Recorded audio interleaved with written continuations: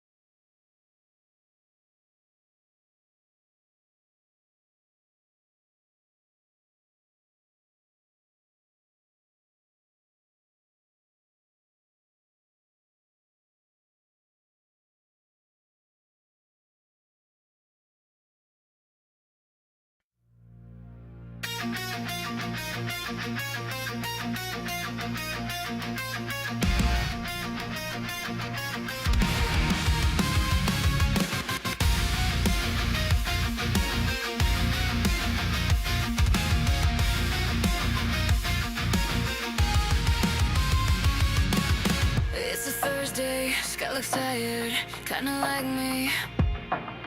Coffee wrinkles on a desk that never sleeps. Same hallway, same flicker in the ceiling.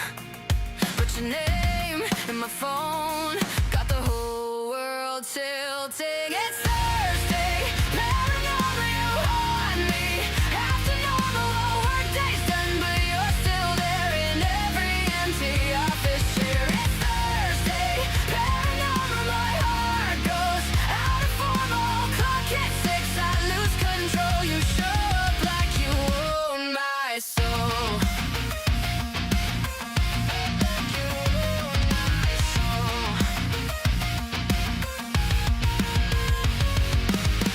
Text you up in the bright light of midday. I laugh too loud like I got nothing to hide. Our chats a seance, little secrets in a thread.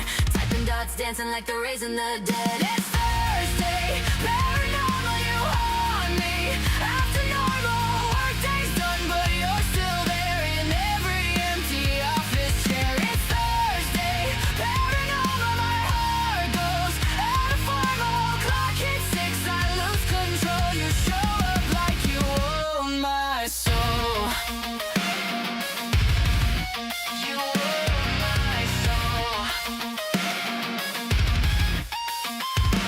Every week, same time, same spell.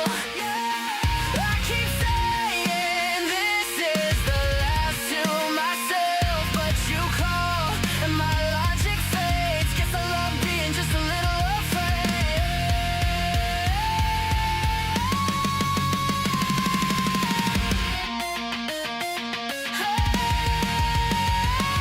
It's Thursday, paranormal, you haunt me. After normal, work day's done, but you're still there in every empty office chair. It's Thursday, paranormal, my heart goes out of formal. Clock hits 6, I lose control. You show up like you own my soul. Like you own my soul.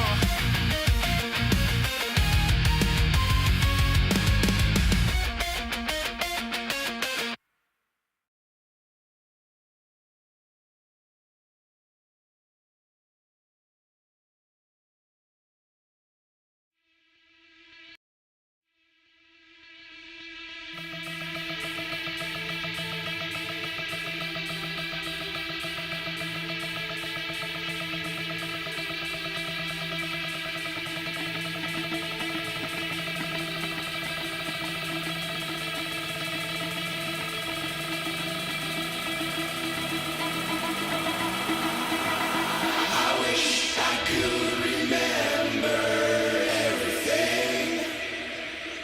Agony and ecstasy. I'm sure I've been hanging, reconnecting with life forces. obsessed with meaning. Knock down the shakiest tattoos on my way home.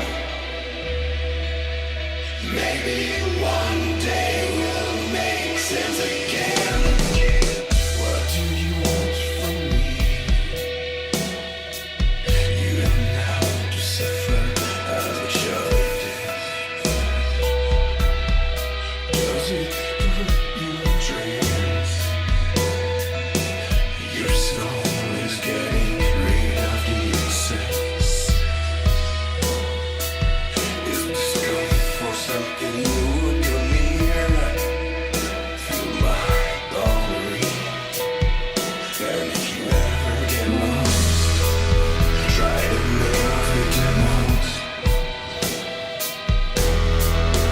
Remember, the most beautiful sea can only grow with what is been given. Wonder why the butterflies are for. Just another branch in the tree. Let the wind seize me. I'm just another branch in the tree. Let the wind seize me. I'm just another branch in the tree. Let the wind seize me. I'm just another branch in a tree. Let the wind seize me.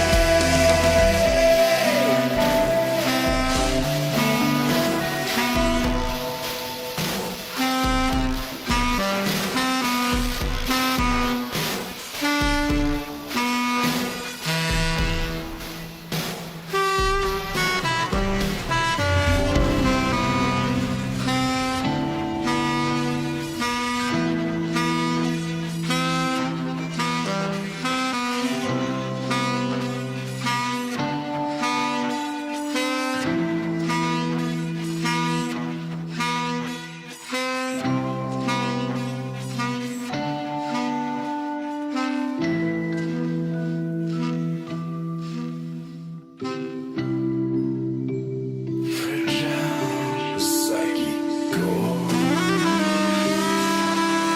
Sounding dead, baby dead.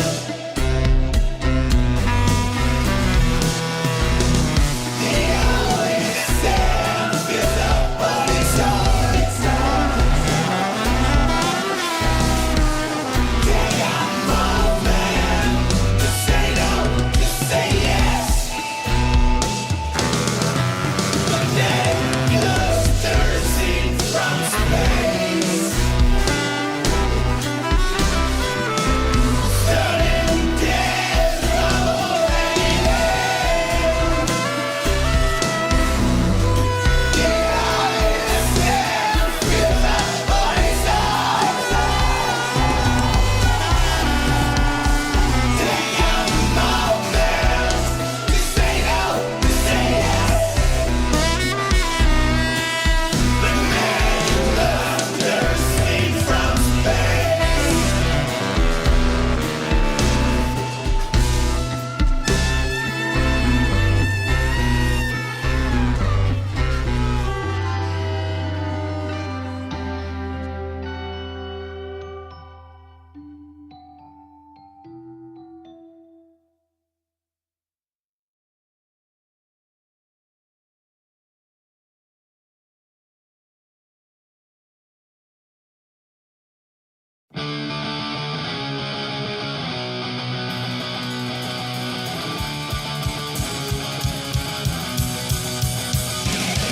Occultist, occultist. My life would be occultist, occultist, occultist. My band is an occultist, occultist, occultist. My wife, she's an occultist, occultist, occultist. My friends, they're an occultist. Come on.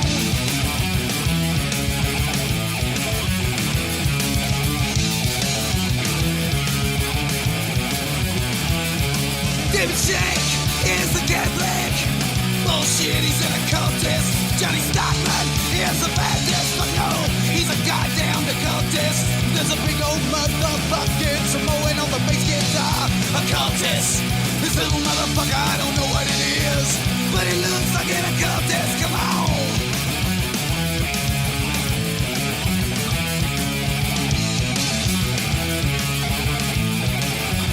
I was alone, and then I woke up and became an occultist. Didn't know it, oh God. Give my life with the occultist. Occultist, occultist. My wife is an occultist. Occultist, occultist. My band is an occultist. Come on. Heretics, Wiccans, pagans. Goddamn my life. I'm from the occultist. Jesus Christ. He was an occultist. Occultist, occultist. My wife is an occultist. Occultist, occultist. My band is an occultist.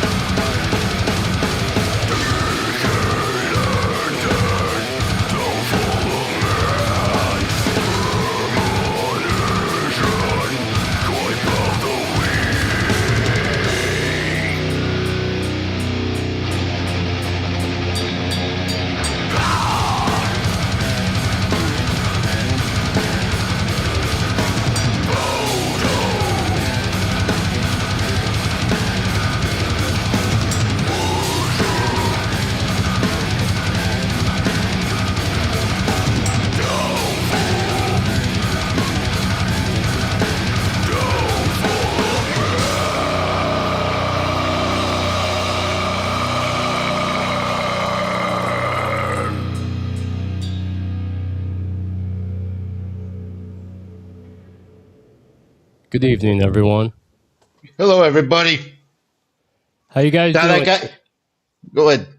Now that guy has to go home and gargle with some Listerine to get him back into shape.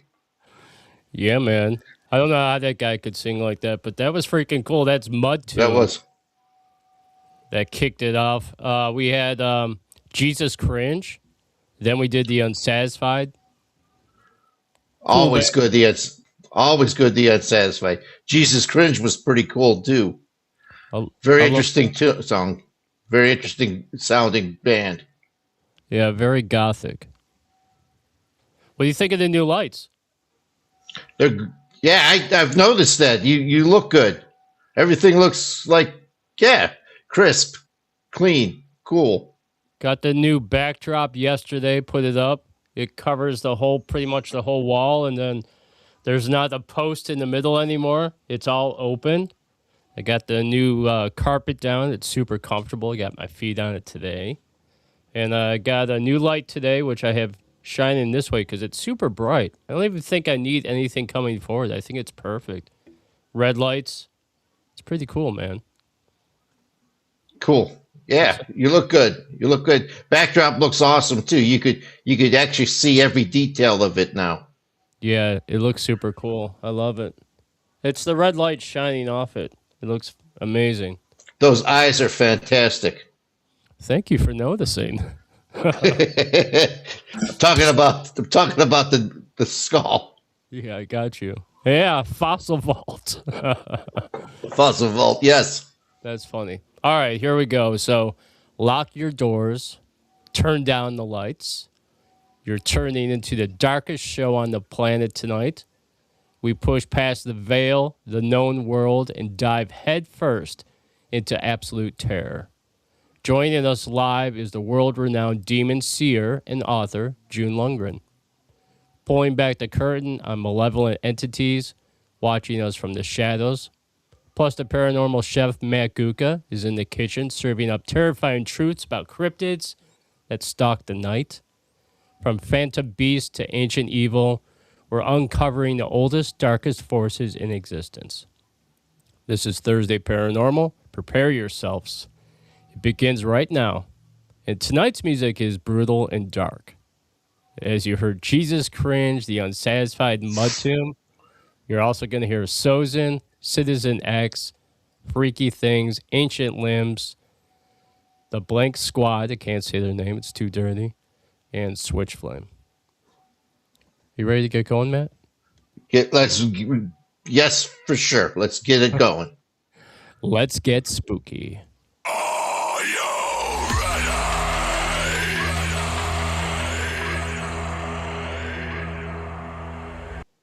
Yep. Let's see what everybody's out there. Hi, Nixie. How you doing? Hello, Sandy. Hello, Gibby. Bring on the hell. The lighting on the light dark on your right side, but it's a huge improvement over what we had. Yeah, you're exactly right. I need to get one more light. I need another red light facing this way, which I'm going to order. And then I'll have both sides. You'll have the red on both sides. But it is what it is. Yep. Looks good. Right. We're like 10 minutes away from June coming on, so I thought we would just chat a little bit before she comes on. What do you think? Cool. Because if I go into my spiel about ancient evil, it's going to be longer than 10 minutes, right? And I'd rather get the whole thing. And I have a little intro for her when she comes on the whole bit. So I thought we would talk about the award show that's going to be coming up. Can't wait. Bring it on. So voting ended on the 15th, right? I know we had a ton of votes go for us. So it's going to be interesting to see if we make the top 3. I would love to see us finish second, at least. Maybe third. Me too. I'd be super happy with top 3.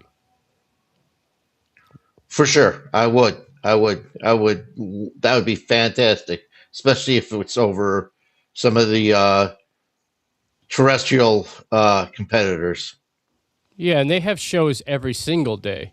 Not right. Not saying that their shows are all that great, because We've listened to 100.7. I listened to him all week long this week, and it was awful. Talk about it's like toilet humor. It's really, Yeah. really not good. So, Reverend asked, do we know when the award announcements come out? Good. No, I don't. I saw something where it said that it would be in fall, but in years past, it's always been like in August, I believe. I think the show is at least the nominee party is August or September, what I understand. Yeah, because they're having that award ceremony, and I think it's going to be like in September or August. They're having the award ceremony at the Great Lakes Science Center. So everybody that's been nominated can go. You know, it's like a little party and the whole bit. I think the whole Outlaw Radio co-host staff, what do you want to call us, outlaws, should all go. Yeah, that would be definitely for sure. Yeah, I think We all should go. Hey, let me ask you this question, talking a little bit of politics. Do you think that the United States surrendered to Iran? Truthfully, Yeah. yeah. I think, or at least cow down to them, because what are they getting? They're getting like $400 billion from us just for shits and giggles. Is that what it is? Oops, sorry for poop and giggles. Poop and giggles, you fossil vault. Yeah, fossil vault. Yeah.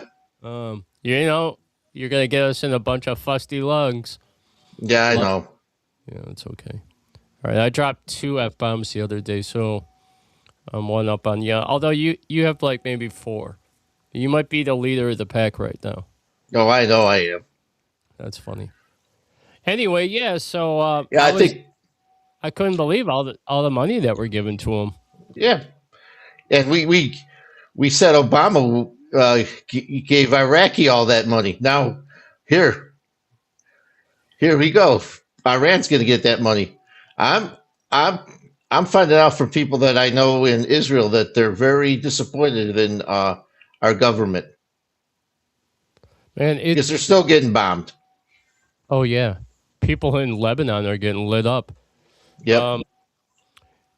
It's crazy that if we go to war with you and we blow up your whole city, we're going to give you all this money back so you can rebuild better. Yeah. We did it in Japan. Marshall Plan. World War II, after World War II. We rebuilt Germany. We rebuilt Italy. We rebuilt Japan. That was crazy. And now look at Japan. Japan is technically over us right now too. So somebody needs to bomb East Cleveland. You guys can come and rebuild it. That might make it look better though. Yeah, that's what I'm saying, man. That's funny. Just the bombs.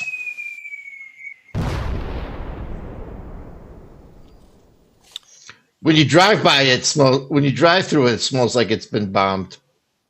Oh yeah, definitely. Between the weed and the decaying city, it definitely smells like. Yeah, I notice it flashes where it's really red and then it's not. That's really weird. Anyway, all right, man. She should be coming any minute. I'm pretty excited about this. Yeah. I have a bunch of questions for her. I know you have. I have one specific one. All right. What's your question about? UFOs. Oh, I didn't. I think I know her answer about this because I asked this. I think I know the question you're going to ask. I don't know, but we'll see. But I think I asked this question to her like the very first time I interviewed her, and I was super interested in the parallel. So yeah, I can't wait for her to tell you. Man, she's got a ton of great information. Yeah, I know. Last time you had her on, I was fixated on her answers and stuff and her stories. Very cool. Gibby said there's $40 in the jar. I think he's referring to the two F-bombs I dropped. They're $20 each. But oh boy, I might have $1,000 in there then. Well, if we were to start counting it from the moment that we hit 500, I'd say you have at least 6 to 8. Yeah. To my maybe 4. And then I think Rock and Robin has 1, and Nikki, I think she's probably gonna be ahead of all of us real soon. It'll be fun to watch her try not to swear. All right, guys, so we're just a minute away from her coming on. I'm super pumped. It's gonna be great. Come on down, June. Come to the show. Tactical nuke incoming! The power of the dark side. Anticipation. Oh, I saw Disclosure Day. Go see it, guys. Is it fantastic? Good? Very good. They have a lot of stuff that parallels to what they say in abductions and stuff. So, all right. Well, I'm waiting for June here, and I'm going to break the rules. Rob, I'm breaking the rules and having a cigarette live. Is that a rule between you and Rob? It was kind of an agreement, but I'm breaking that rule. Well, I'm stressed. Rob's not here. Yeah, Rob's on the chat. Rob's in the chat, and I'm stressed out because our interview is a minute late. I want to roll. All right. What I'm going to do is I'm going to play a song, and then I'm going to check and see if she's all good to get on. I'm going to write a little message to her, and we'll be right back. Just one song and one song only. This is Sozin with Necromancer. We'll be right back.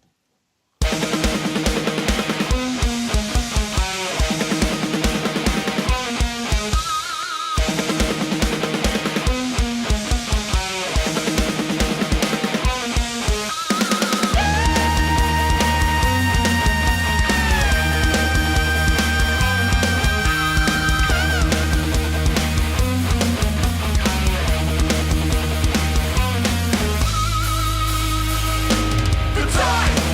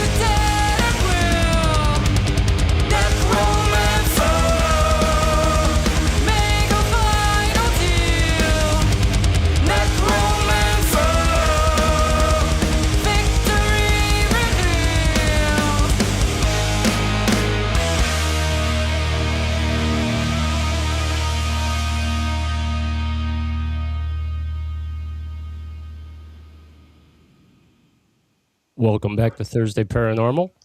We have our special guest in the studio. And before I bring her in, I have a little introduction for her. All right. We're sitting down with the woman who has died, come back, and dedicated her life to dispelling demons. She's been featured on Ghost Adventures, Graveyard of the Pacific. She's the founder of Ghosts and Girls Paranormal International.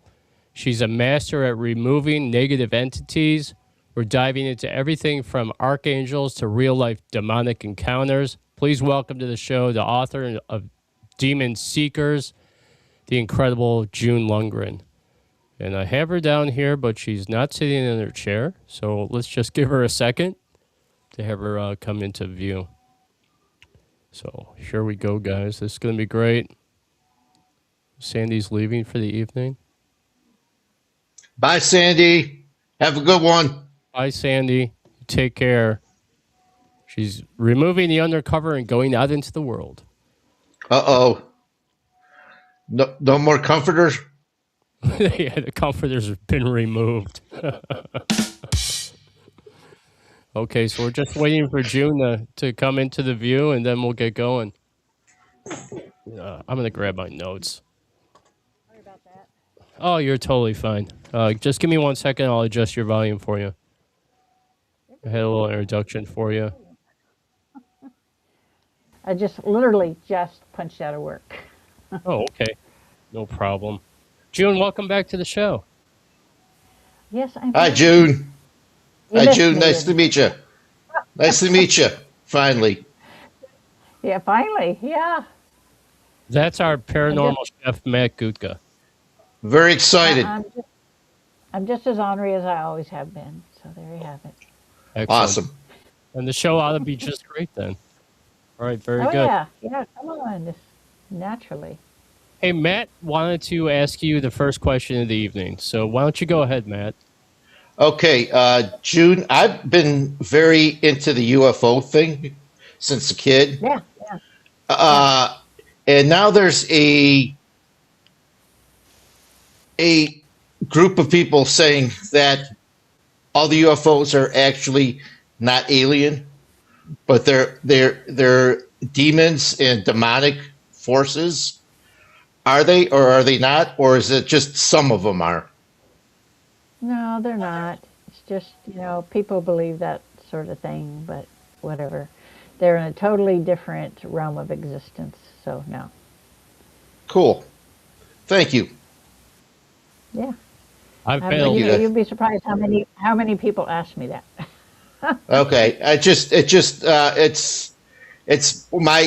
This is what got me into the whole entire paranormal field was the UFOs. So, Did you see one as a kid or? No, just because of In Search of and stuff. But I have been since adulthood. I've been seeing them. That's what it is. And now lately, I've been seeing it at least once. I've been seeing them at least once a week. So it's just unbelievable. Yeah, they're all over the place. Yeah, I connected with one of them one time when I was like 9 months pregnant. Ooh. And I live in the country, and so we have we have 3 acres and plus an acre the house sits on. And it was night, and I couldn't sleep. And then here it came, landed. It came and hovered over our field. And I heard, I heard it telepathically. I heard the conversations with them telepathically. Yeah. I'm like, oh no, you don't. That's what they do. They tell you good. Sometimes you need to shut them down. That's what I hear. Yeah. So. Yeah. It's like you guys don't really want to know what's inside of me. You'll be sorry for that one. All right, yeah. June. In your books, you discuss the hierarchy of the spiritual world. How organized is the dark side compared to the angels and the positive forces? Are they as organized? Oh yeah, they're very much organized. Very, very organized. And there is a hierarchy because, Lucifer, of course, and then he has a first, second, and third in command. And then the next one down is, the old demons. The old demons are the ones that have been around forever. and they're smarter than, the lesser demons. The old demons don't want to have anything to do with us, 9 times out of 10. They won't come here unless they're seeking revenge or they've been given an assignment by Lucifer. But the next one down is the lesser demons, and they're just like hormonal teenagers. They run amok. They create chaos. And then you have the minions, which are the creepy crawly dudes, and the shadow people, the harpies. They all got their own little thing going on there. You know? Yeah. Yeah. What's the most important piece of advice you can give to the average person to keep their spiritual baseline safe from dark entities? A lot of people will tell you, only people that are bad will, draw these things to you. But that's not true. I have, come across so many people that have strong faith, and it's a challenge for them, for the demons. It's a challenge to see if they can turn you. And the best piece of advice I would give you is to just keep your faith strong. And no doubts, because you can't have any doubts, because they'll find them and they'll use them against you. That's why I tell people that are investigating, if you think there's a dark entity there, do not say, "Hey, Joe, look at this one. There's a demon over here." You cannot acknowledge it. To acknowledge it is to make it see you, and that's the last thing you want to do. Interesting. I had watched the movie Paranormal Entity, and there was a scene in the movie that you just mentioned where the demon wrote "see you," right? And so what you're saying is, if you acknowledge the power of a demon or the entity in your home, then that's when they can attach to you? Well, they can attach to you anytime without even having you to acknowledge them. But to acknowledge them would be like, say it's 5 o'clock in the evening, you're in New York, the sidewalks are crowded, and you're the idiot going away from the crowd, against the crowd. You know how you stick out? It's the same way with when you acknowledge a demon, then you stick out. It makes it see you, because most of the time they'll just mosey on. But the minute you acknowledge seeing them or knowing they're there, it's like, "Hey, Bob, we got a live one. Let's see what we can do to this person." Man, that's crazy. Do ancient evil spirits attach themselves more frequently to like a specific location, like battlefields or sacred sites, or do they go directly for like a bloodline and families? The thing is that dark ones are always, they're attracted to anything where there was a battle, anywhere, hospitals, nursing care facilities, insane asylums. These are all places that they love. It's like going to the candy store when you're a kid. This is what they're looking for. They kind of hang around them. A lot of people think, well, they probably hang around in the cemeteries. No, they don't. Demons don't hang around. There's nobody live that they can torture. Everybody's dead there. Right. Now, you see demons, correct? Oh, yeah. And when you're out and about, like, just say you're going to the movies or something, you see them at the movies? Do you see them when you're at dinner? And yeah, I see them everywhere. Now, are they hanging out like hovering over someone, or are they just? A lot of times, I liken them to like stalkers, because if they see someone that they think will be a good fit for them, what they will do is the creepy crawly dudes will go and they'll watch the individual, and they'll look for weaknesses, they'll look for their strengths, they'll look to see if they're easily influenced. It's all about that sort of thing. And if you meet all their criteria, then the creepy crawly dude will tell the boss, which is either an old demon or a lesser demon, And then they will, in turn, watch the individual. They're not going to just take the creepy caller's word for it at all. They're going to do their due diligence. And if that person's not worth their time and energy, they move on to somebody else. And it's just that way. I've When been you dealing with these things I'm 68. I'm going to be 68. I've been dealing with them since I was 4.5. when you talk about the like hierarchy in hell, or with demons and things like that, and you talk about the ancient evil, I was curious about this because the world's been here for so long. Is there evil that's more ancient than Satan? Oh yeah, that's the ancient demons. The ancient demons don't even work the same way that quote unquote our regular demons work. Ancient demons have been here. They were here before man. You know, they've been around a long time, trillions of years, and they work differently. They don't even like the other demons. They'll throw them under the bus. They'll kill them. They don't care. That's why Lucifer doesn't like the ancient ones as well. It's a hate-hate situation with the two of them. It's like warring factions. The book by H.P. Lovecraft, Necronomicon, and like Cult of Cthulhu and things like that, are those actual real demons, or is that fictional? They're fictional. Okay, I was curious about that. Yeah, But it's like, that's the thing. Like if somebody sends me an email and says, you know, I think I have a demonic attachment or a demon in my house or a building or whatever, the minute I get that email and read it, I know the name of the demon. I know how it found the person or the place and what it's been doing. It just clicks in like a hard drive, downloads all the information on them. And demons look for our weaknesses, right? They look for our weaknesses. They would look for our strength.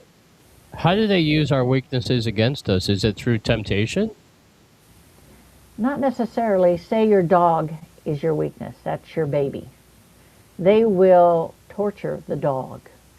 They will try to kill the dog. And they will tell you, I'm going to murder your child or I'm going to murder your dog and you can't stop me and there's nothing you can do about it. And they'll go into the person's mind. They'll go into their dreams. You know, they try to separate you from from people that can shore you up from your support system. That's what they do. If they can get you alone with nobody to help you, no support, and you to believe that they're going to do this and there's nothing you can do to stop them. When you're in that situation with a demon, when you call out to God, right, does that just make them angrier? Oh yeah, it pisses them off. Yeah. If a person calls out to Jesus or God, or depending upon, it's all about whatever deity that you have the faith in, absolute faith in. I don't care if you call it Jehovah, I don't care if you call it Buddha, it doesn't make any difference. It's about the intention. The intention behind the thought gives it power, whether it's for good or for evil. And in the dark realm as well as the light, thought becomes reality. Okay. Very cool. I got that. Very cool. All right, let me ask you this question. Looking back at, you have 4 decades of work, right? Since I've been doing it since the actual removal stuff since 1986. Yeah. What's the most powerful ancient evil spirit you ever had to directly encounter? The most powerful? I've dealt with a lot of the old ones, but I would have to say the leader of the ancient demons. He was the most powerful. Wow. He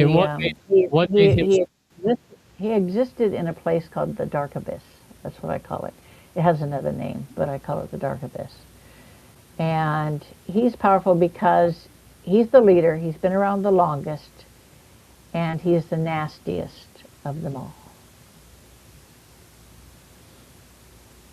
When they say that Satan, well, I've seen some like exorcisms and things like that, and they always say stuff like "We are Legion," and the Legion is like a certain amount of soldiers. Is that the Yeah. same thing with demons? Yeah, that's what when they say they're a legion, they have more than one entity within that individual or in that place. But the thing is, it's rarely happens like that. People think that possession is something that occurs 24/7. Like you have a demon in you and it's 24/7 and it never goes away. But that's not true, because demons in the first place do not want to be in a shell, what they call a shell, or a physical body. That's what started the war between heaven and hell in the first place, was they didn't want to be subject to living in a shell. You know, they didn't want to be subject to pain, fear, disease, dying, you know. They didn't want anything to do with that. The only time you will get somebody, like I had a case where this woman had 11 demons. Okay, you know, that's one will come, one will go, that type of thing. You know, but they're not there 24/7 because they don't want to be in that shell. That's the last place they want to be. But if they can be in the shell for a little while and make your life miserable, a living hell, then they're up for that one. Interesting. Yeah, very cool. When you reach out to God during like a paranormal attack, like an attack by a demon, does God hear you? I mean, are they archangels coming to help you? They will if you have the faith. A lot of people will call out to them just because, in the hopes that maybe somebody will help. They don't have any faith that they'll come and help them, but they reach out anyway. It's like a desperate act, you know. But they do hear you. I mean, you know, when I died in my motorcycle accident in 1986, I've always known that I had an angelic soul. So, and you know, Michael, the archangel, has been with me since I was born, and he protected me from them until I was old enough to be able to deal with them on my own. But I didn't know who it was until I died and went to the other side. That's when I found out that I had that my soul belongs to Ariel, the archangel, demon slayer. And that's why Michael said, this is why you're here, so that you understand. This is what you're supposed to be doing. You're supposed to be helping man, you know, get rid of the demons, because Ariel's a demon slayer and she loves to do it. And that's what you're going to do from now on. And that was back in 86. And I'm like, oh, goody. Do I get an instruction manual? No, we don't know instruction manual. I just merged my soul consciousness, which is Ariel, with my physical consciousness, so that I know when a demon's coming. I know its name. It's like we're two separate beings, but the same, with one consciousness. So, and that's why people say, you know, when I'm at a location and she comes forward, they see the physical manifestations. They see the wings coming out of my shoulders.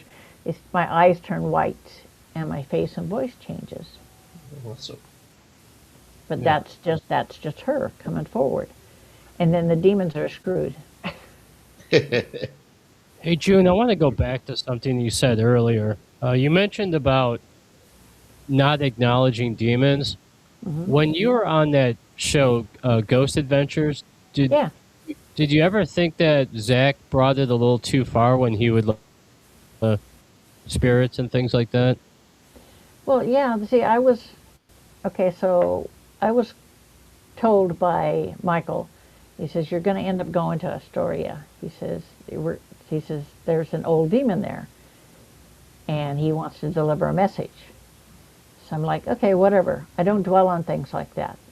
And then I get this call from Jeff Ballinger, and he's on the phone with me, and he's asking me if I'll come be on the show. And then all of a sudden he hears a growl in the phone, and it disconnects. And he calls me back. He says, "What the hell was that?" I said, "Oh, nothing, just a demon. Continue." It's like this is stuff that happens all the time. Through my car radio, through the cell phone, don't make no difference. And he was kind of freaked out about that. But I told Zach, I said, I'm here to give you a message, and you better listen, because this is an old demon. And they don't come to give mortals, humans, which they feel are beneath them, messages. So you better listen, and you better do what they say. Otherwise, you're screwed. And so I delivered the message. But he wanted to see what I see. I said, you don't want to see demons in the way that I see them. I see them in their true form. But he kept pushing. And finally, I'm like, okay, whatever. You'll be sorry. So I said, hold my hand. And he said, at first, he saw it. He says, at first, it was like beautiful. And everything was white. And it's like a curtain fell. And he saw the demon. And that's when he let loose of my hand. And because the demon attacked his back. And I told him, I said, how's your back? He's like, why? It hurts. I said, because they know your weak spots. I said, and you better listen. Stop provoking. If you do not stop provoking, you will pay the price. And that's the same demon that took his sight at the demon house. Ooh. Yeah, I told him, Darn. don't be pissing that old demon back off at all. People don't listen. Yep. And he ran out of the hotel and to a waiting car, and he called Billy, who was my cameraman, and said, she doesn't know what she's doing. And it's like, he says, I'm hearing things, I'm seeing things. He says, dude, she told you, you're going to hear what she hears. You're going to see what she sees. He says, so they came back and I took it away from him. Very cool. But it's Very, like, very cool. People don't, there's only been 3 people that have wanted to see what I see, and every one of them regrets it. So, as a novice like me, can you tell the difference between can someone like me tell the difference between a demon and just Earthbound? Earthbound, Yeah. crotchety person? Spirit? Yeah, it's easy. Yeah. Sometimes you'll get some nasty earthbounds. They were nasty in life and they're nasty in death. Yeah, you can, because a human soul, a ghost, whatever you want to call it, will make you feel things externally, like cold spots, your hair on your arms, back of your neck standing up, but a demon, you don't feel the cold externally. You feel it on the inside. It can be 100 degrees, and on the inside you will feel like it's -0. And, cool. And you have that Yeah. sick feeling in the pit of your stomach. That's demon signs. Yeah, I was just trying to figure it out because of where my aunt was before she passed away, and me cleaning out her house and seeing shadow people in her back room being dark. And I think part of her depression was, I don't know if it was demons or whatever. They can do that, yeah. Yeah, so I was just trying to figure that out too, because she cut herself off from a lot of people too during her lifetime. So yeah, and that's and that makes a perfect victim for them. Yep. They look for people that are lonely or alone, have a lot of anger, a lot of depression, a lot of pain, substance abuse, anything like that. Being abused when you were growing up, or you're in an abusive situation. These are all things that will draw them to you. That and chaos. If you're a hoarder and you're living in a house like that, I mean, that's perfect stomping ground for demons. True. Yeah, I used to, when I was drinking, I used to have visitations from certain, I don't know, maybe demons or certain entities. So it's every time I would lucid dream, there would be stuff coming into my bedroom, even crawling in bed with me. So Oh yeah, that's You're not the first, and you won't be the last. That's No, the I was problem. also. I used. Now that I stopped using, it seems not. It's not. They're not there anymore, or Yeah, they may be, but I just don't notice them anymore. yeah, they're not going to stick around if they can't have any fun with you. So Right. they Right. probably left. Oh, he's not drinking anymore, or whatever. He's no fun. Can't poke the bear Yeah. anymore. Darn it. Uh huh. Jeff looks like Jeff's back. Yeah, did you guys lose signal too, or did you stay on? No, We stayed on. We're talking. We had a talking. Awesome, awesome stories. Jeff. June, I think that I have some type of spirit in my studio because this doesn't happen to other shows. It only happens to the paranormal show. Every time Yeah. we have, I'm not surprised. And the thing is, every time a person, does a reading, uses a crystal ball, using tarots, does an investigation, tries to get EVPs, it all opens portals. And talking about them will open the portal as well. You won't be you'd be surprised at how many people have caught demonic growling and stuff, in my interviews. But it is what it is. They don't like me talking about them. So Sometimes after the show, I have to open the windows and just let everything out because there's a heaviness in there. yeah, they're drawn to it. They're drawn to like anything. When I was a kid, I hate cemeteries because they know you're coming before you know you're coming, and there's usually a group of them waiting for help. And so it's the same type of thing. If you're going to talk about the paranormal, if you're going to talk about life after death, whatever, they're going to come because they're looking for help. They're looking for a way to get to the other side if they're stuck here. June, I've had very few negative encounters, I would say. But when we started the interview today, sometimes I'll catch EVPs in my headphones that I can hear actual words. I heard growling. Yeah, that's the demons. Yeah, they don't like me talking about them, but they can just bite me. I've been doing this for so many years. It's like, for the first time I saw a demon in its true form, I was 4.5 years old. Until that time, I saw him as anybody else did, smoke, shadow person, whatever. But it changed, and Michael came to me and said, "You're seeing them through the eyes of an angel."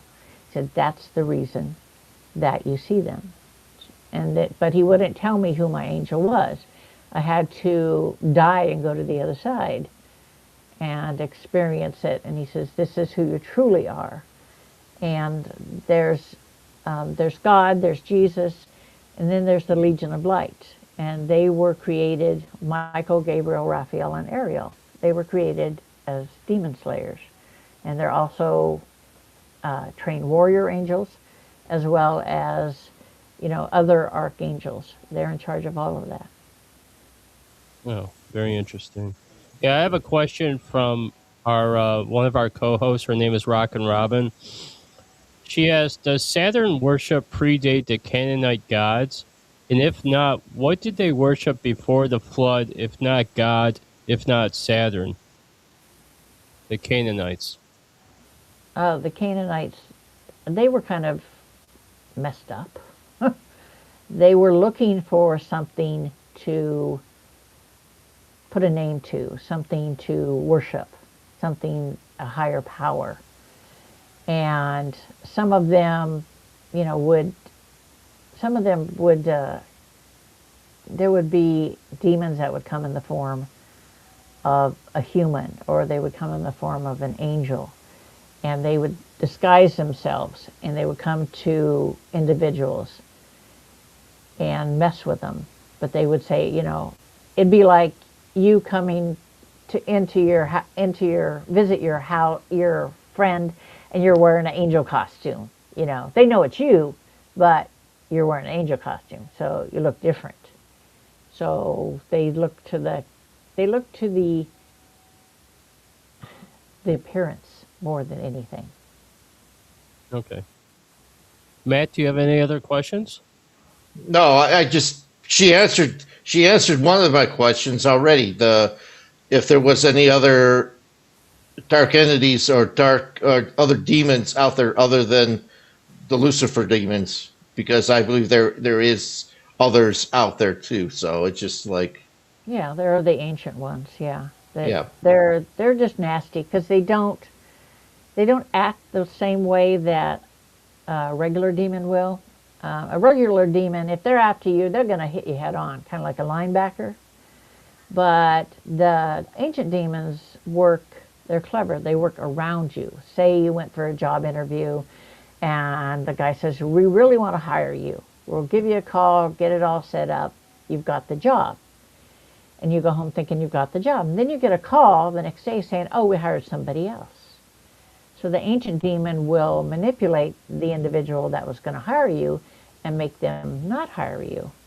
They work the background. They work in the inner circle. Whatever you want, they're going to make sure you don't get it. That sucks. gotcha. Yeah, it does. Yeah, they're pretty darn nice, I tell you.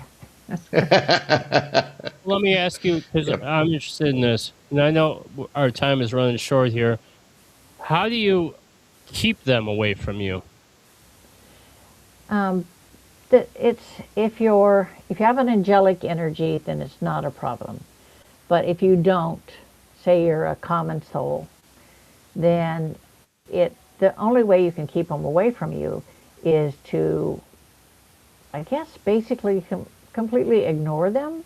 Do not acknowledge that a demon even exists. That, I have friends that are Reiki masters, and they'll say, we're trained not to read about things like that, not to watch anything, movies like about it or anything else, because it'll draw them to you. And I'm like, nah. I said, if they want you, they'll find you. You don't even have to, you can be walking down the street minding your own business, and they'll find you. I had one, came out of work one night, and it's like 7 o'clock in winter, and it's dark. And I come out, I'm going to my car, and here's this demon standing at the other end of the road, which is it's a dead-end road. And I'm like, what the hell? I said, do you think this is the OK Corral or something? It's standing down there. I said, you want to try me? I said, you'll be sorry for that one. I'm not in the mood for you. Go away before I kill you. It doesn't matter. You have the younger ones who Lucifer says they're just inexperienced. I said, no, a lot of them are stupid. He said, don't call them stupid. I said, no, they have to learn. They're not going to learn from me. If they do, it'll be the last thing they learn. And can you kill a demon? Or do you just cast them back to where they came? No, you kill them. I started, because Ariel needed permission to kill them. Usually for years, we would just send them back to the dark. But one time, God and I had a conversation one day, and he said, Lucifer's right. I am too nice. I am too soft. He said, so from now on, you do not send them back. You kill them. I'm like, okay, no problem. And only an archangel can kill a demon. So it makes it quite simple. And that's why they fear me, they fear Ariel, because they do have weaknesses. I mean, that's why I wrote the book, The Dark Side of the Paranormal. It talks about their weaknesses, their fears. People think they don't have any fears, that they don't have any weaknesses, but they do. When you said how archangels are the only ones that can kill demons, and how demons can suppress humans, can they also suppress souls that have passed over already, spirits? Oh, yeah. Sometimes they'll hold them here in the physical world. They'll make them earthbound, and they'll utilize them to get into places where they can't go. Like if I had a friend who was in Chicago, and I'd sent him the black salt that I make. He had sealed his warehouse where his business was and his home, and the demons couldn't get through the line of the black salt.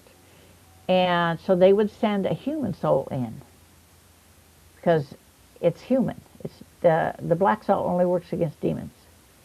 So they would go in there and they would give him nightmares. They would move things. They would throw things around, because they're having to do the bidding of the dark ones. They don't want to do it, but they got no option. They're not as strong as the dark ones are. Interesting. Very. When people pass over, are there such things as archons, like ancient evil that try to stop you on your path to heaven, to finding the light? Yeah, some people believe in that sort of stuff. It just depends if, like, I've had people that have died and gone and come back and gone to a dark place, and they said it was a dark realm, and then they came back, and I said this is what awaits you if you don't straighten your life out. And that's what it's all about. It's about you straight, it's giving you, it's like scaring the hell out of you so you straighten out, scaring you straight. It's like when I died, it wasn't a matter of scaring me straight. It was a matter of understanding my mission in this lifetime. It wasn't the first time I dealt with a demon when I was in the Air Force. And I was working emergency room, and I was called out into one of the barracks by the tech sarge. Said that this guy was missing for 3 days and they thought he was dead, basically. So they were opening up the room to find him. And when they did, he was curled up in a ball against the wall, and I wasn't sure whether he was alive or not. The minute I stepped into the room, I saw a demon up in the corner. And I'm like, oh, crap. I go, we got to get this guy out of here. So we got him out of there, and we got him back to the emergency room. I went out to get some stuff to start an IV, and I came back in, and the demon's trying to take his life force. And that was the first time that Ariel came forward, and she said, this one belongs to us. And whatever the demon saw, it was gone in a heartbeat. And this guy was a chaplain's assistant. He went to a party. Somebody put angel dust in his soda. Oh, so he was out of it for 3 days solid. And that's what I went to see him before he got out, and he said, I had the strangest dream. He said, I had a dream a demon was trying to take my soul, and then a female warrior angel came and scared it away. And I said, that's just God's way of saying he's got your back, so not to worry. And that's when they come for us, right? When we're low down and when we're vulnerable. Yeah. Yep. Yeah. Very interesting. Great conversation. I love this. Yes. Thank you, June. Thank you so much for coming on the show today and talking to us about demons and how to protect yourself. I think that's fantastic. And I think the work you do is amazing. It's just, like I said, I've been doing it for a long time. So for me, it's like breathing. It's just, it is what it is, And people say, well, do you talk to the demons? I'm like, no, why do I want to talk to the demons? They got nothing to say I want to hear. I just as soon kill them as talk to them. What the heck? What's wrong with you? Hey, before I let you go, I want to ask you one last question. When you are encountering a demon at like a home or a person, are the demons always angry? Are they ever funny? Do they ever, you know what I mean? They're never funny. No. They're always angry. They're always have this feeling of superiority, like they're better than you are. And the problem is, demons don't look any farther than a lot of humans do. Humans look at the outside. They don't look for anything deeper. And so they're screwed when Ariel comes forward, because they don't see her until they said, tell me, you're a stupid bitch. You're a human. You can't stop us. And then Ariel comes forward, and they're like basically shitting themselves. It's like, oops, too late. Wow, that's really cool. Yeah. All right, June, thank you so much for coming on the show today and talking to us about ancient ones and devils and stuff like that, and answering our questions and Matt's question. Yeah, Blows my I have mind. a new book out. I Oh have a new yes, book go ahead. out called Yes. Return of the Demon Slayer. It's my bio Where did we get that? Yep. on Amazon. Amazon has it. Yeah, Okay, great. people have been after me for years to do my bio, so I'm like, I don't know why. I just put my pants on the same way you do, one leg at a time. That's because you're interesting. Not Yeah. everybody's a demon seer. Some of us just have demons True. growling their headphones. Yeah, yeah, right. Yeah, at least it's only that they don't come and visit you. Yeah. Oh, thank God. Yeah. Just keep praying at night. Yeah, And no, hey, yeah, yeah. It's all about faith. Yep. one very last question. Waking up every night at 3 a.m. Is that paranormal, or is that just waking up at 3 a.m.? It's called the anti-hour. You know, it's the exact opposite hour that Jesus died on the cross. So it's it's the height for them. They celebrate that, him dying. So that's why, you'll have like bad dreams. You'll wake up at that time, roll over and go back to sleep. Especially if you're sensitive, if you have any abilities at all. For me, it's my dogs that get me up. Yeah. Okay. You answered my question for me. All right, June. Thank you so much for coming on the show. You have a fantastic evening, and God bless you. Thank you, June. Take care, guys. Take All right. care. Thank This you is- for what you do. Absolutely. This is Citizen X with the song Awaken, and we'll be right back. Good night, June. Good night. Good night, Lord.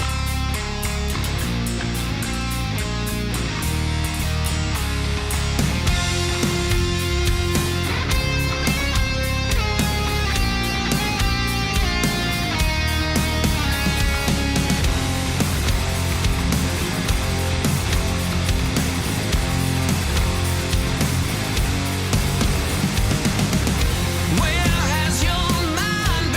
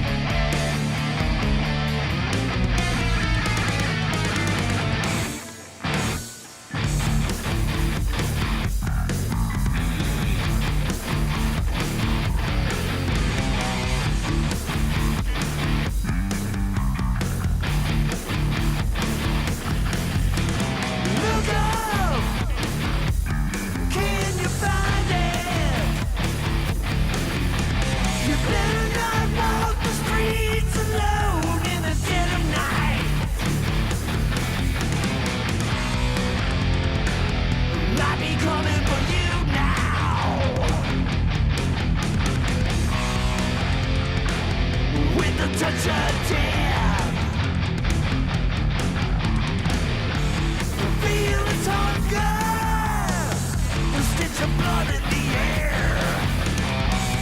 With a night-veiled predator attack.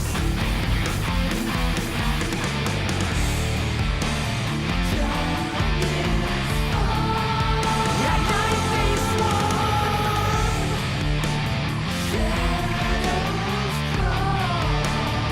The silhouettes on the wall.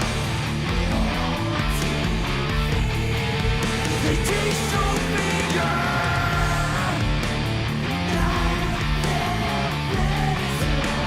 Predators attack.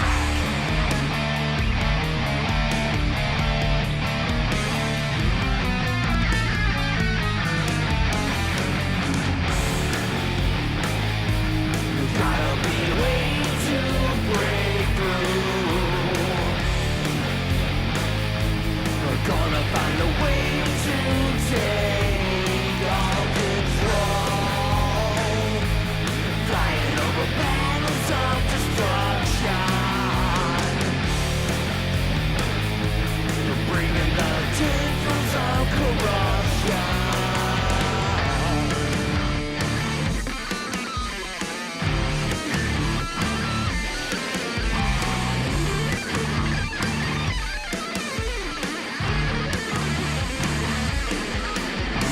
Watch out! You're hiding in the mist. This is the last turn you have before you die. Now you try.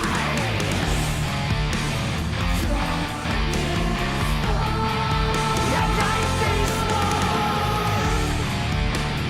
Shadows crawl. The silhouettes on the wall. They taste so bigger.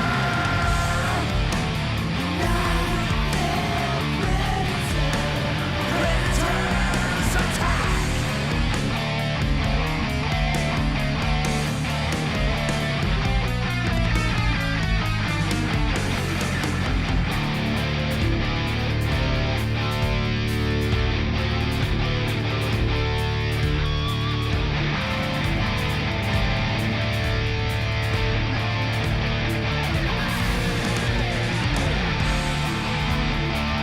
Vampiric eye, flying higher and higher.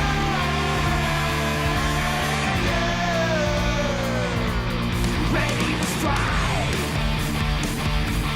Here it comes now, coming down on you. Getting closer, closer. No more turns now. When it's for the kill.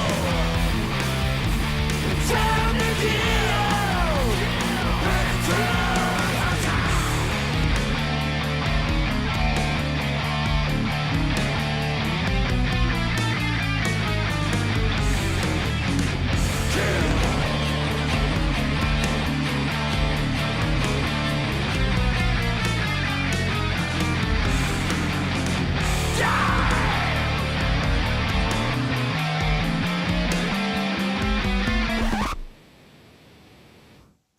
Oh yeah, I like the way that ends. I like it too. It reminds me of an old 80s hair band, but a little bit harder. It's very cool. Yeah, freaky things. That was great. Yep. Night Veil Predator. That's super cool. And then before that was Citizen X with Awaken. That's a really cool song too. Love both those bands. Hey Jeff, when you rewatch the show, you have to check out the background. It is very cool. Got the red on one side and the black on the other, and the red looks like it's fading into the black. Very cool. Yeah, very cool. It's a dark show today, man. Hey, I want to point this out. So the internet didn't go down. The lights didn't go off. The platform itself just turned off. Damn. That never happens. That was a new one. Yeah, that's very crazy. I mean, June and I had a good. June was telling a story, And then I asked her a quick question, and you popped back on. Yeah, that was bizarre. I've never had that happen Yeah. before. Gibby said he'd come over and do a smudge session. I'll pass on that because I've also heard that smudge sessions can also make it worse. And, My niece had to smudge my aunt's house twice before it got completely cleaned. So yes, and Gibby, what you said on the thing that I have something surrounding me. Yes, my family on both sides has a lot of karmatic energy to it in the family. So I've been trying to learn how to get rid of it. So that's what's kind of I think's around me right now.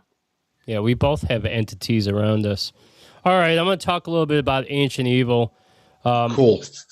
Ancient evil is a foundational storytelling trope featuring a powerful, malevolent entity or force that represents modern civilization, has slept or been imprisoned for millennia, and threatens the world upon its awakening. Now, there's a whole bunch of different types of spirits and ancient evil entities. And I'm going to go over a few of them and then give you some information. So, an ancient Mesopotamian wind demon, Pazuzu. Have you heard of that before? No. Pazuzu was mentioned in the movie The Exorcist. They found this in the movie The Exorcist. They found this statue, and it was a winged demon, and that was Pazuzu, and that was what they based The Exorcist movie off of. All right, so despite his grotesque appearance with canine face, clawed feet, and wings, he was often invoked as a protective deity to ward off plagues and the child-stealing demoness Lamashu. These are going to be tough words. Just give you a heads up on that. The 7 evil spirits, Tuku, described in ancient Babylonian texts as baleful, untamable spirits that would roam the earth like a flood, causing illness and suffering without regard for human kindness. Asmodeus, a prominent king of demons in Judeo-Christian legend. He is most famous in the Book of Tobit for plaguing the marriage of Sarah, and he figures heavily in legends of King Solomon. Solomon catalogs hierarchy of 72 powerful demonic spirits with exemplary strength, including notable figures like Great Duke of Hell, Astaroth, the Duke of Hell. So they all have titles, man. Isn't it crazy? Yeah, very. Outside the specific biblical event, the term legion is frequently used in occult studies, literature, and theological structure, the armies of hell. In traditional demonology, systems such as the Ars Goetia, high-ranking demonic rulers such as Beelzebub, Azazel, Asmodeus, are routinely described as commanding dozens or hundreds of legions of lesser spirits to carry out their will on earth. The 7 princes of hell is classical demonology, such as the Dictionnaire Infernal. These are the most powerful lieutenants of hell, representing the 7 deadly sins. Lucifer with pride, Satan, as separate from Lucifer. Wrath, Beelzebub. Gluttony, Asmodeus. Lust, Mammon. Greed, Bellafor. Sloth, Leviathan, and envy. I watched that movie last night, Paranormal Entity, and they were being haunted by Mammon. And they said it's one of the worst of the 7 princes of hell. Lust. Asmodeus, a demon of lust and destruction, he is considered the king of the earthly spirits and is known for causing marital strife. Baal, a prominent Canaanite deity turned goetic demon, he is the commander-in-chief of hell's armies. Paimon, one of the most obedient kings of Lucifer, who commands 200 legions of spirits and commands vast cosmic and occult knowledge. Other mythological destroyers abandon Apollyon, known in the Bible as Angel of the Abyss. he commands a plague of terrifying locusts in absolute horror. Hold on 1 second. I'm missing a page.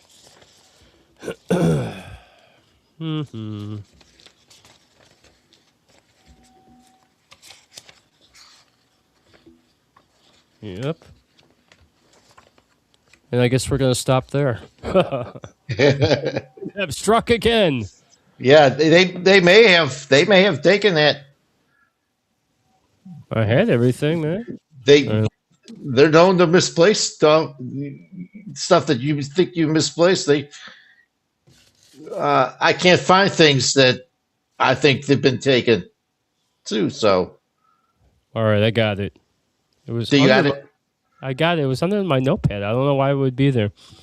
Lilith was a powerful Mesopotamian night demon, often viewed in later mythology as the mother of demons and a symbol of unattainable independence.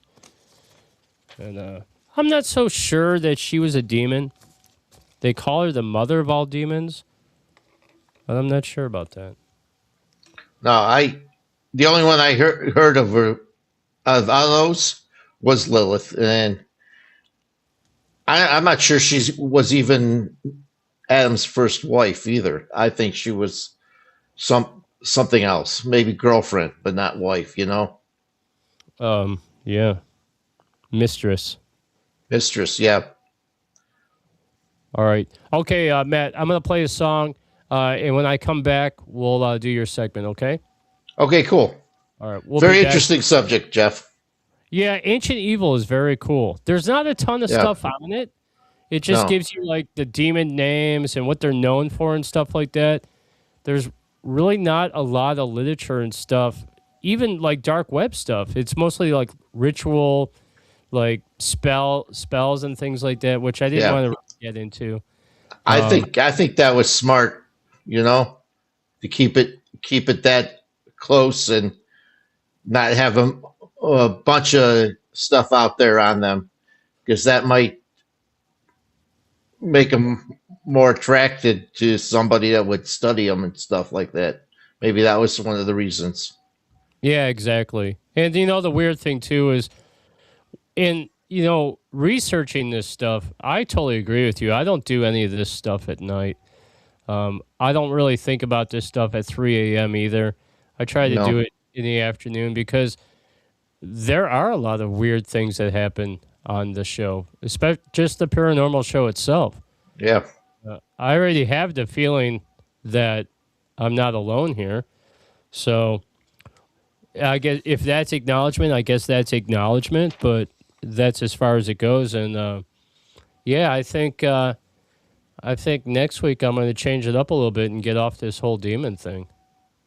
Yeah, it's heavy. It's heavy in here right now. It's heavy in here too. As soon as we're done with the show, I got to open up my windows. Yeah, I'll be doing the same thing. All right, we're going to play one more song, and then we'll come back, and we have Matt's segment. It's going to be super cool. I'm looking forward to it. Something a little bit different, getting off of demons a little bit, talking cryptids. All right, Matt, we'll be right back. This is Nightmare Empire. Cool.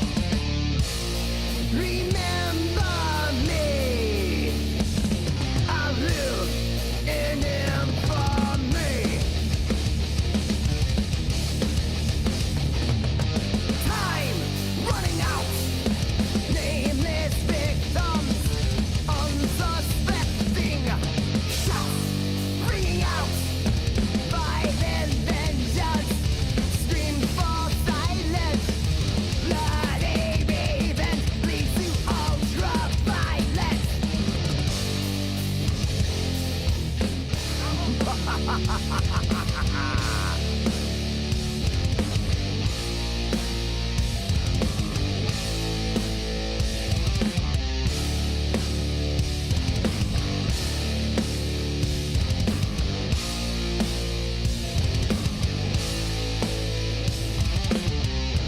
look behind you.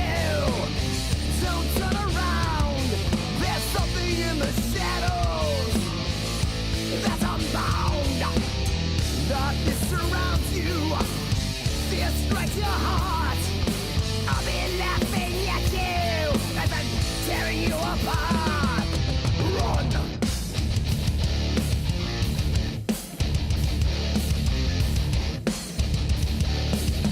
You better run from me.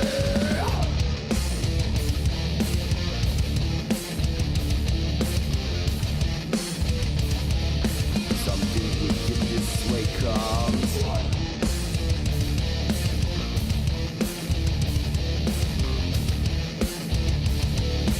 Something wicked this way comes.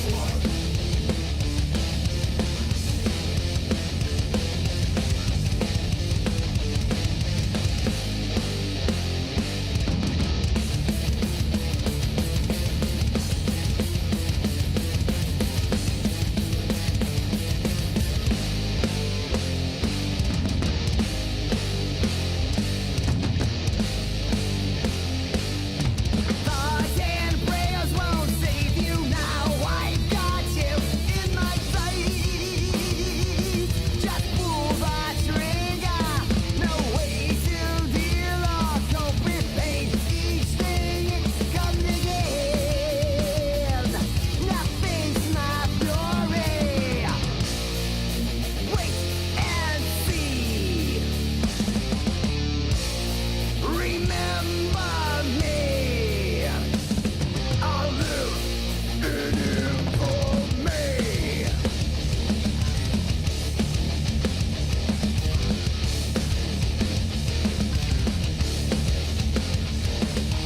Something wicked. Something wicked. Something wicked this way comes. Something wicked. Something wicked. Something wicked this way comes.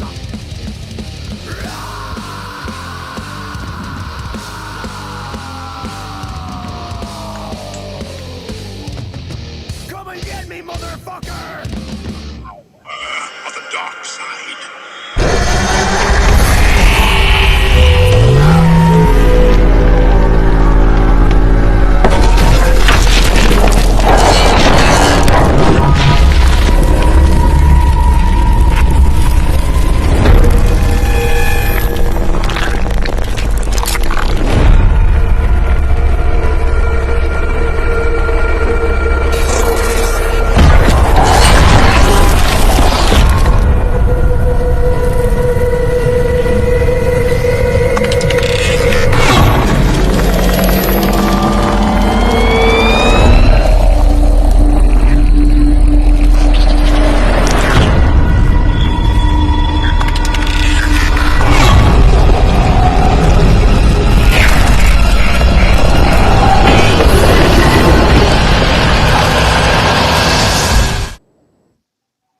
All right, we're back. I All want right. I want that monolith in my dining room. That is so cool. Thanks, That is- Sandy K. That is super cool. All right, well, the kitchen timer's ticking. The tinfoil hats are on, and the stove is hot. Let's dig in, Matt. The room is yours. Okay. I have the Lake Erie Monster, Bessie, because there has recently been 2 sightings, one out in Conneaut and one out in Port Clinton. So, and it's somehow it's got a renewal of interest lately, at least in Ohio. So the creature is anywhere from 30 to 40 feet long with a horse head, snake-like body, but it has flippers and a long tail, scaly body. The story goes is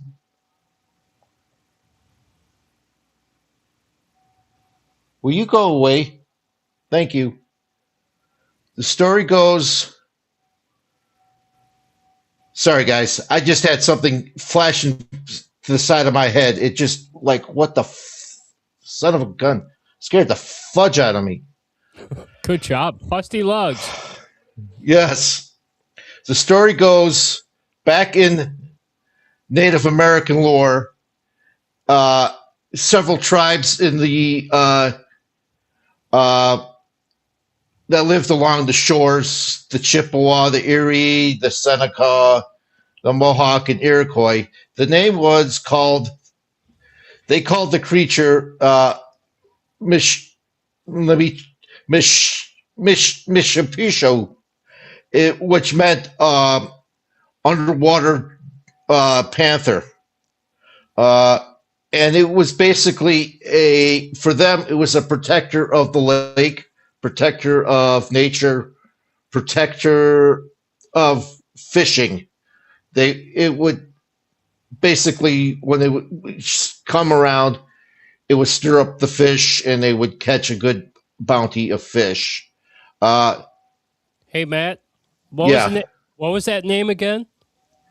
Mishipushu, something like that.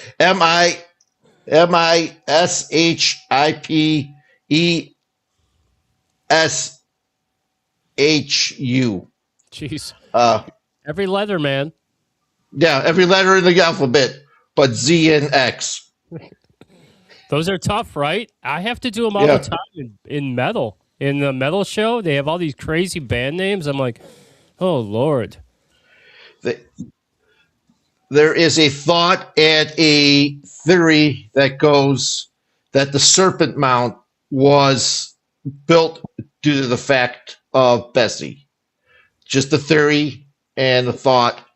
I don't quite agree from it because of the distance, but who knows? They may have somehow traveled to Lake Erie, saw the creature, and traveled back to where they went and built this for effigy. The first sighting for the settlers in this area was in 1793. A sailor got off the ship to do some duck hunting and saw the creature as he was duck hunting. He was getting food for the ship. He saw the creature come out of the lake. He said it had a horse's head, a long neck, flippers, long tail. He said it was about anywhere between 40 to 50 feet long.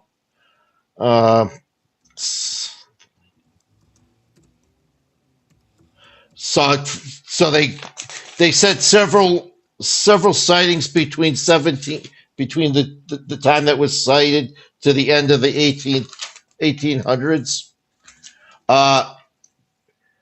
He said it was a serpent-like thing, 1800s from Port Clinton to Buffalo. They've sighted this creature. They say the creature's home is, or nesting area is, the Sandusky Bay, which is between Sandusky and Port Clinton area. They've seen it many a times in that area too. The one in Conneaut, this lady kept on seeing it every time she would go to the lake on her walks, and this was anywhere between 2016 to now. She runs or helps out the historical Conneaut Historical Society, and they had an interview with her on a show, and the way she talked, she described it perfect.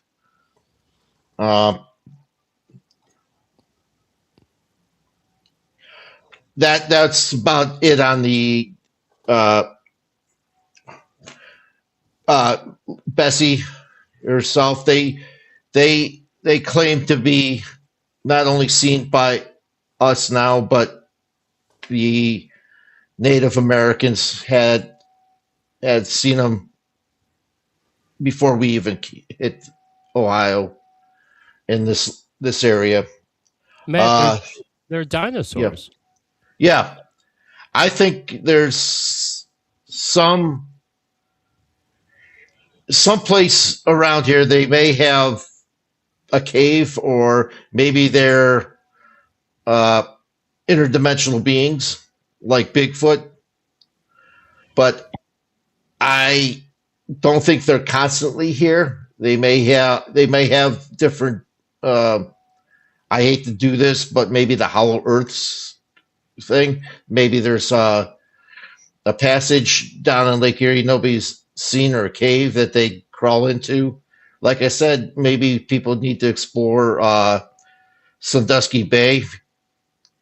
They said that's their nesting area or their home because they've seen them several times there, more often than any other place. I'm not sold on the flat Earth thing yet. I'm still debating if the Earth is truly flat or if it's really round. I don't believe those photos from space either. They could doctor anything. Yeah, for me, I still think the planet's round, but that's just me.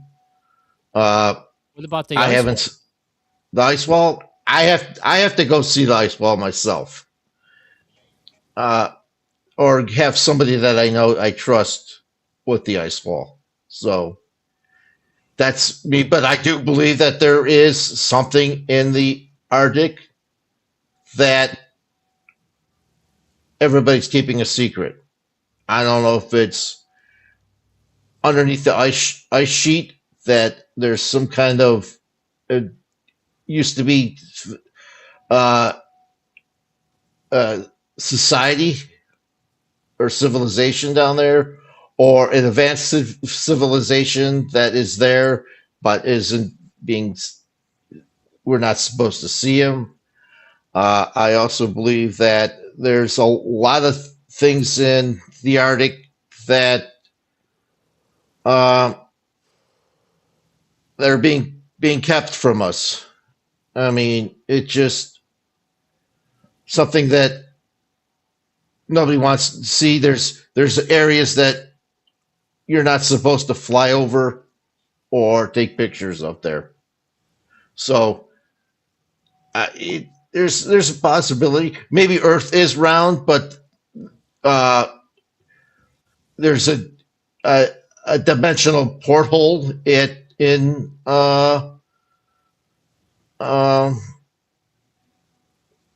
the Arctic that sends us to a different area, like a Stargate or something. Might be that too. They scientists recently came forward and said that they had, under the ice sheet, have found a lost civilization with roads and everything. I haven't seen that, but I'll have to look it up. It sounds like it could be true. Because of the ice sheet is melting. Yeah, right. Did you see the report of one of those huge glaciers is about to sink? Yeah, I heard there's one that's about to break off. That's the size of the island, the big island of Hawaii. So, yeah. All right. I'm sorry to interrupt you. oh, no problem. The next one is the Fresno Nightcrawler. I had to do this because it was so funny and it was so cool at the same time. The Fresno Nightcrawler is, first of all, it was the first time in record hit in all the cryptids that you actually had a person zero or a first person that you could see to say that this happened and is still alive today. These are 3 to 4 foot creatures that are white, that are bipedal, and all it is legs, kind of a waist, and a little knob on it. And they've been seen not only in Fresno, but rangers in Yosemite have seen them several times. People in Poland, they said West Virginia, Ohio, and these creatures are very weird. If I should have faxed you over or sent you a picture of these things. They look like they're streamers, or the way they move is like one of those. You ever those things in outside stores that air the big face things balloons? those balloon type things, yeah, that move back and forth, and that's how they move. Is that kind of way? I was thinking like a cartoon image of sperm with legs. Yeah, very much so. Very much so. Very much so. Without the tail. That's weird. Hey, yeah. Before Rob was called the Anaconda King, they called him the Fresno Nightcrawler. You like that one, Rob? No, Nightcrawler. Sorry. Nightcrawler. Yeah, I'm glad he got to the name Anaconda, at least for his ego. Yeah, but you know what? We were talking about the other day, and I was bringing up what they call me, the Cockmaster, and I was like, I kind of regret that name. And he's like, try to be the Anaconda King. There is that. That's basically what it is really a bipedal creature. They say all the pictures are this creature is white. It's so white it's like void of color, or all the colors in the rainbow are not void of color, but they're so white that it looks bleached out. They've been, like I said, Yosemite, Montana, Ohio, Poland, West Virginia. They are, like I said, 3-4 foot creatures. And the cool thing is there's actually a person that's alive today that is first person that has taken this picture. And it wasn't just once, it was more than one time in his from his cameras in his yard.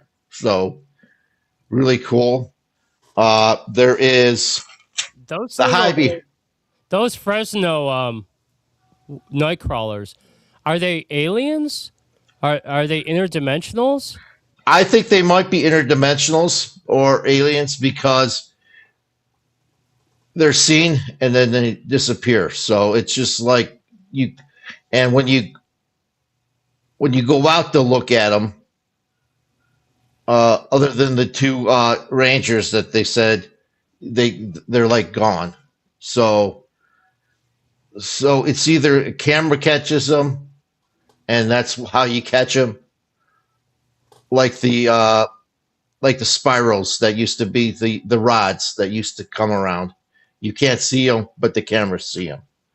Yeah, and they've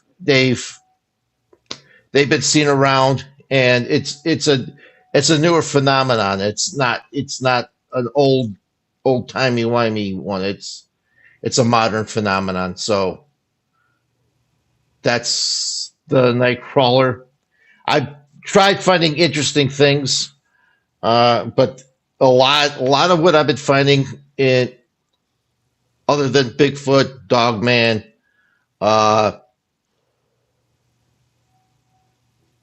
there's a lot that's not, or Mothman.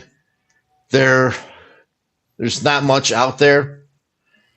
There's a lot of stories of creatures in Appalachia, A lot of skunk apes, a lot of there's a Pennsylvania Bigfoot type creature that's smaller in stature that is like an albino that goes around in the woods of Pennsylvania. They're about 6 feet tall. There's there No. is yeah, A lot of those could be inbreds too. yeah. Those people in There's Appalachia, yeah. They said that they found feral people in the Appalachian Mountains too. So yeah. long gone that they're only making noises. You can only be inbred so many times. It's like the winter. Yeah, You ever see right. the winters? Jeez. Oh, I saw that. I saw several of their documentaries. Whew. They just grunt at each other. They don't even Yeah. talk. Right. And people have to drop food off to them. They don't know how to handle themselves. No, they don't know how to. No, they're not even human. They're like animals. No. Right. There is the hide behind is a creature that is just out of sight. And when you catch up to them, they hide behind trees and logs and rocks and cliffs. But when it's too late is when when you see them, because then they basically unalive you. You go missing. They don't know what they look like, but they know they are there because of certain things that, like the struggles and stuff like that.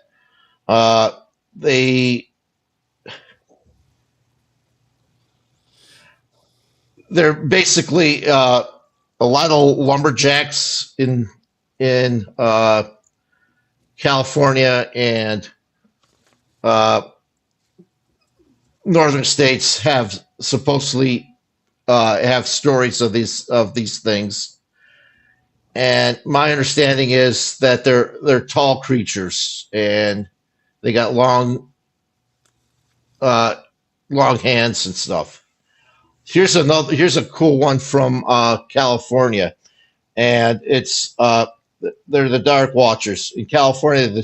In the Santa Lucia Range, there are figures that just watch you. The Native Americans say they are the protectors of the range. They are about 7 foot tall shadows, figures that just watch you, making sure everything is okay. The people say they don't approach them. Say don't approach them. You will never reach them. They just appear. George Steinbeck wrote about them. His mother saw them and would leave gifts and food for them to help them out. Basically, that's what she was a well-known and teacher in the area. These are basic shadowy figures. Some say they have a monk type appearance, and some also say they walk with a cane and a brimmed hat. So maybe that's what Chuck Zukowski dreamt about. Was a watcher while he was living in California, not the man in hat. Reverend Rob looked like that the other night at Smedley's. He had his cane and he had his hat on. Looked like he was the watcher. And these are, like I said, 7 feet tall. You can never approach them, and they're a very cool thing. I tried getting more on things that I was trying to talk about, but there was not much on it, but I picked some cool stuff out that we don't know about. So that's what's going on. Oh, there's been several sightings now of Dogman in Ohio. The closest one to here is Norton. It was a family for several years that had sightings of them. Their chickens were stole. They found feathers on the ground. Was it Nixie that was asking about the dogmen, or was it somebody else? Nick was asking. Yeah, there's the Oklahoma one now is they're saying that it's the family of that owns the land that said it was the dogman. They just don't want to be sued. But my understanding is that they had knocks at the door after all this stuff, so they had to change. They had to basically change their mind on the dogman. But I still think it was a dogman attack. And the dogman goes back before we even got here. It's an American Native American folklore, just like Sasquatch. They stand 7 feet tall. They have long, slender hands, long, slender arms, like a dog's leg, but their hands. They're all fur. Basically, they're either black or brown, depending on where you're from. The first time it was in the 1700s. Loggers in Michigan saw one, and the ones in Michigan, they lately have been basically just watching humans. They haven't been attacking them or chasing them around, but others in the United States have. I believe the ones in California are very aggressive. The ones in West Virginia are aggressive. The ones in Ohio are aggressive. And my understanding in Ohio, there's an actual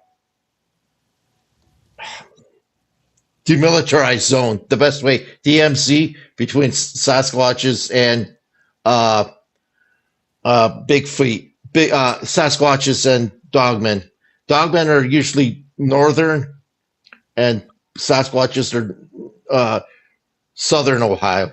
But was really crazy was June? What was it? March, February, when the Sasquatches were around just before the supposed meteorite came through the atmosphere. They moved through this area of Ohio. So that's kind of a crazy thing too. Dogmen also are very, like I said, aggressive. They're different than Sasquatches, so you got to watch out for them.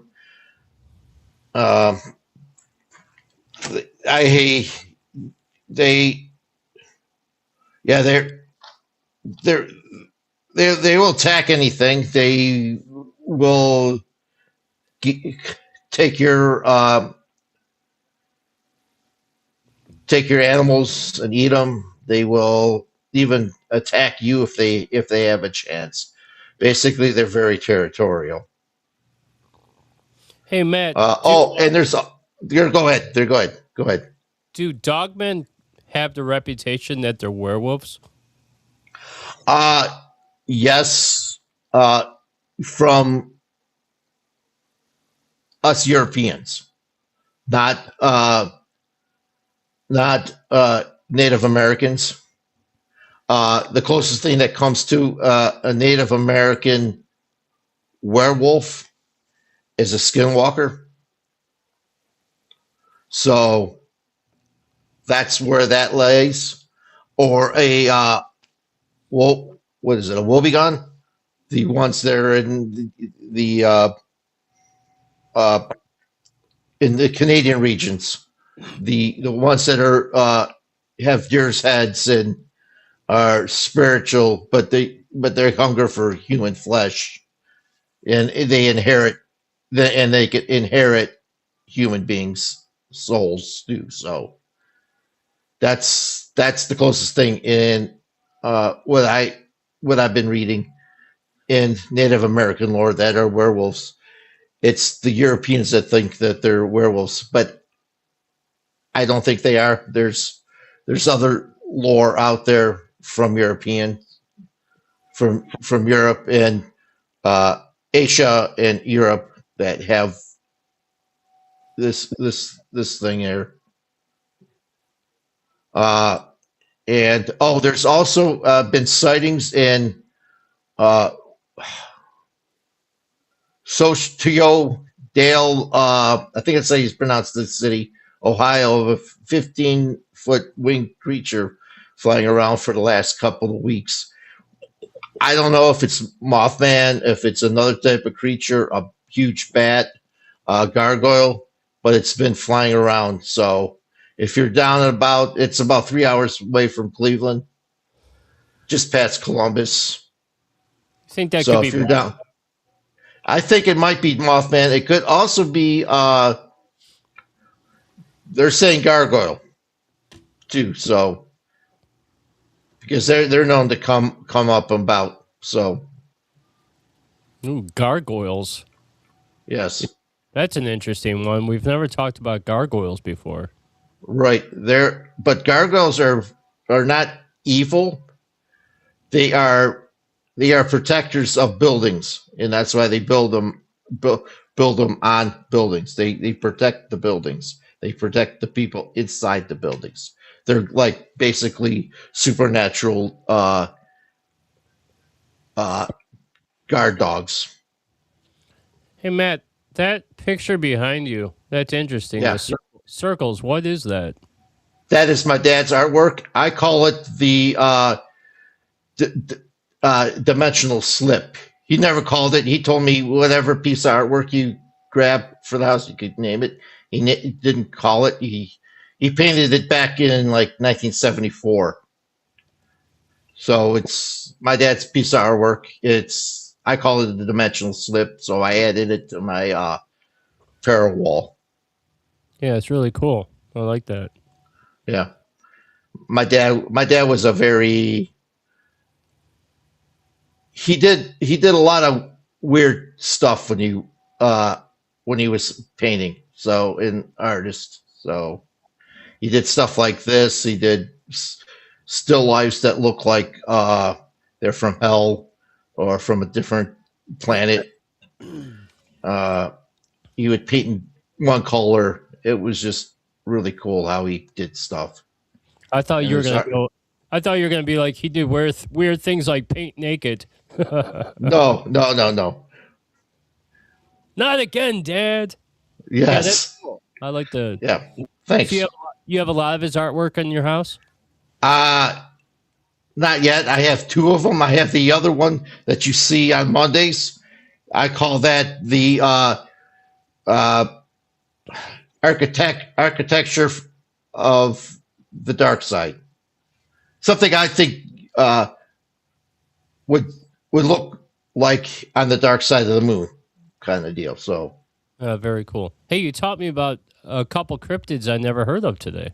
yeah, I'm trying to dive deeper into stuff, and the deeper I dive into different cryptids and different things, there's less information on some cool stuff, and I wish I could find more stuff like on the Watchers or the High Behind, or even Bessie. Bessie was the most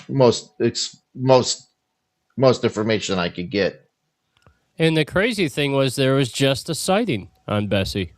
Yes, there was one on Conneaut, and I just watched that video, and I just heard there was another one just outside of Port Clinton. So, yeah, very cool. All right, Matt. I think they're coming. I think they're coming out now. Big, like with this like what's going on with the spiritual war and stuff. I think everything's coming out now. I think everything. It's a smorgasbord. It's all coming, man. Yes. All right, Matt, we're going to play a song, and we'll be right back. Good job. Right. I enjoyed that Thanks. a lot. That was very good. All right, this is Ancient Limbs with Drowning, and we'll be right back.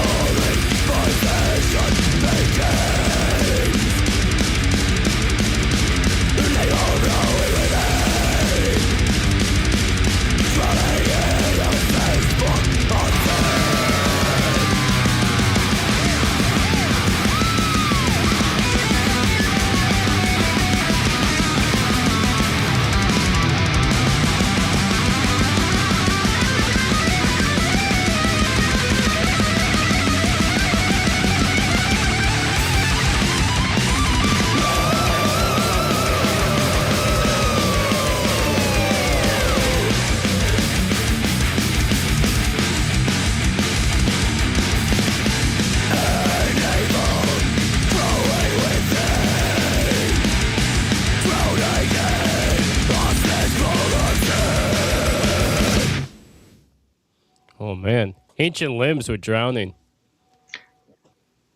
That was good. That was killer. I like that Yeah. guitar. That was cool. The guitar was. Yeah, man. Great show today. June Lundgren, Thanks. she was fantastic. Yes. So much information. So great. Loved it.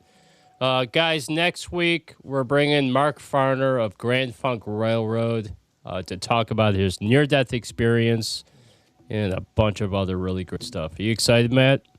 Yeah, I'm gonna be out of town, but I'm gonna take my tablet with me and see if I can hook up there. I'll be in Glacier National Park, so we might get some views behind me. So that'd be cool. I'm gonna see if I can do it. Yeah, I hope it works, man. I really think that'd be super cool to see you like sitting there with the mountains behind you. I think that'd be super, super cool. I would love to see a Sasquatch or something behind me because it's known to have Sasquatch sightings and alien and UFO sightings in that park. So Well, I totally hope that happens. yes, I hope it happens while we're live. I Yep. see a Sasquatch behind you. I'm not saying anything. Look behind you, Matt. Look behind you. That's great. too late. Too late. Well, I was going to be talking about possession next week, but I think I'm going to change it up a little bit. There's just too much weird stuff happening on the shows. I'm going to go in a Yeah. different direction. I'll let you know, Matt, during the week what I'm going to do. Okay, I'm gonna let everybody else know what I'm gonna do next week too, because right now I'm kind of spent on a lot of stuff that's going on, so it might be a totally different direction too. So Yeah, we'll keep it a secret from everyone. Yeah. But we will have Mark Farner Mark- on, and that'll be really cool. that's gonna be real cool, and his near-death experience, very cool.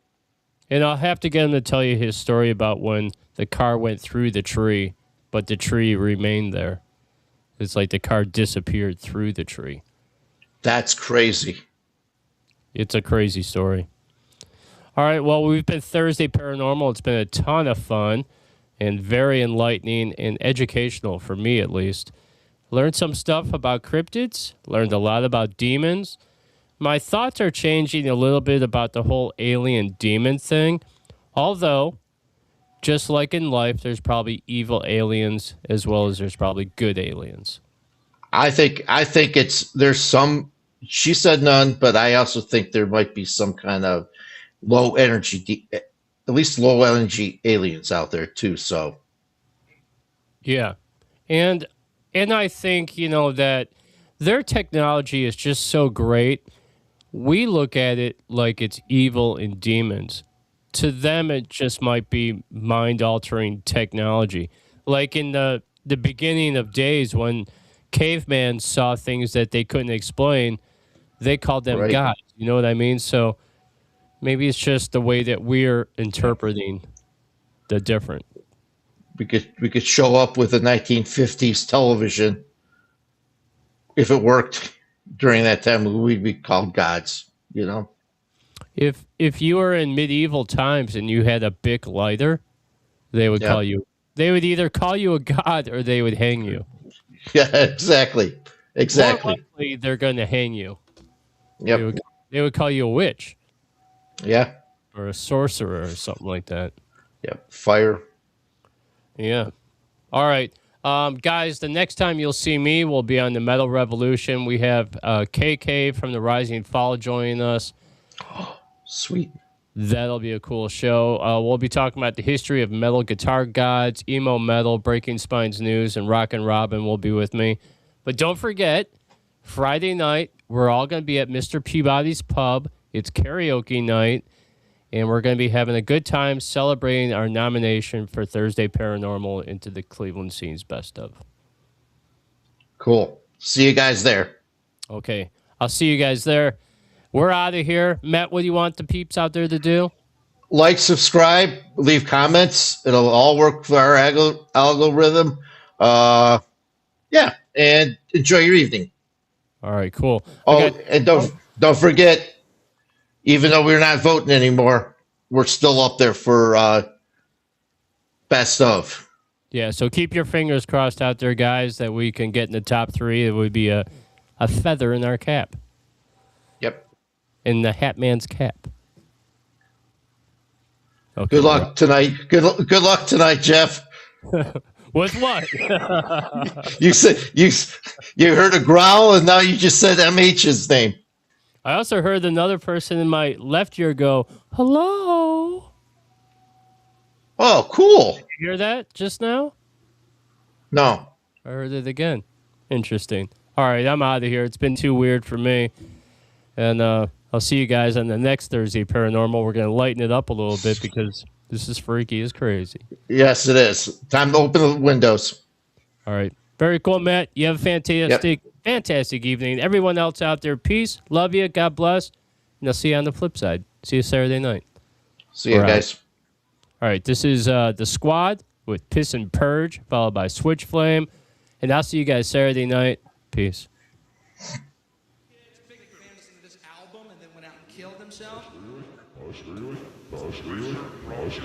Backwards, there's satanic messages. There were subliminal messages on this album telling you to kill yourself. Seriously.